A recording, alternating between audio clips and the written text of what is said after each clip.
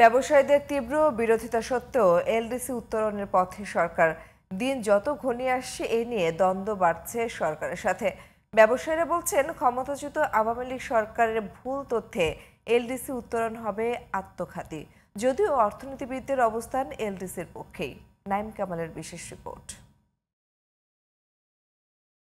গত ৫ দশকে ভুটান, মালদ্বীপ, সামোয়া, বানুয়াতু, বতসোয়ানা সহ এলডিসি থেকে বের হয়ে উন্নয়নশীল দেশের তালিকায় নাম লিখিয়েছে ৮টি দেশ।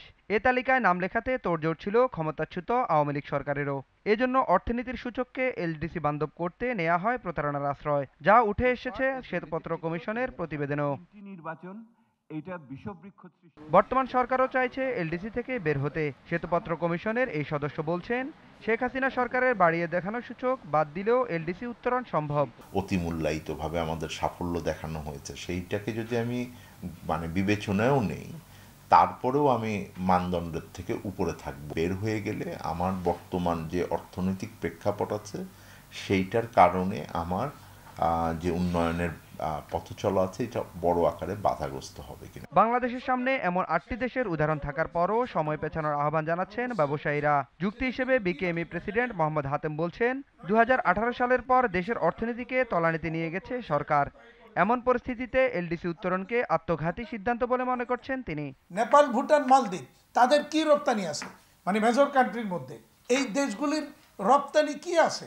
অথচ আমাদের কিন্তু একটা বড় রপ্তানির ফিগার বা বাজার আমাদের কিন্তু আছে, যেটা আমরা সবচেয়ে বেশি ক্ষতিগ্রস্ত হব। জাতিসংঘের কমিটি ফর ডেভেলপমেন্ট পলিসির তথ্য বলছে, ২০২৩ সালে গৃহযুদ্ধ ও প্রাকৃতিক দুর্যোগের কারণে এলডিসি উত্তোলনের সময় পেছানোর আবেদন করে সফল হয় সোলোমন দ্বীপপুঞ্জ।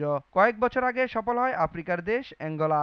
মিয়ানমার এলডিসি থেকে বের হতে চাইলেও ২০২৭ সাল পর্যন্ত পিছিয়ে দেয় জাতিসংঘ। এছাড়া সুনামির কারণে মালদ্বীপ এবং ভূমিকম্পের কারণে নেপালের নির্ধারিত সময়ে হয়নি এলডিসি উত্তোলন। এলডিসি উত্তোলন পেছানোর ক্ষেত্রে এসব দেশের উদাহরণ তুলে ধরছেন ব্যবসায়ীরা।